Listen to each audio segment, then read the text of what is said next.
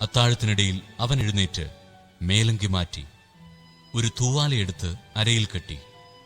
അനന്തരം ഒരു താലത്തിൽ വെള്ളമെടുത്ത് ശിഷ്യന്മാരുടെ പാദങ്ങൾ കഴുകാനും അരയിൽ ചുറ്റിയിരുന്ന തൂവാല കൊണ്ട് തുടയ്ക്കാനും തുടങ്ങി. അവൻ ശിമയോൻ പത്രോസിന്റെ അടുത്ത് എത്തി. പത്രോസ് അവനോട് ചോദിച്ചു, കർത്താവേ, നീ എന്റെ കാല് കഴുകുകയും? ഞാൻ ചെയ്യുന്നതെന്തെന്ന് ഇപ്പോൾ നീ അറിയുന്നില്ല, എന്നാൽ പിന്നീടറിയും. നീ ഒരിക്കലും എന്റെ പാദം കഴുകരുത്. ഞാൻ നിന്നെ കഴുകുന്നില്ലെങ്കിൽ നിനക്ക് എന്നോടുകൂടെ പങ്കില്ല. സ്വസ്ഥാനത്തിരുന്ന് അവരോട് പറഞ്ഞു, ഞാൻ എന്താണ് നിങ്ങൾക്ക് ചെയ്തതെന്ന് നിങ്ങൾ അറിയുന്നുവോ? നിങ്ങൾ എന്നെ ഗുരു എന്നും കർത്താവ് എന്നും വിളിക്കുന്നു. അത് ശരി തന്നെ. ഞാൻ ഗുരുവും കർത്താവുമാണ്.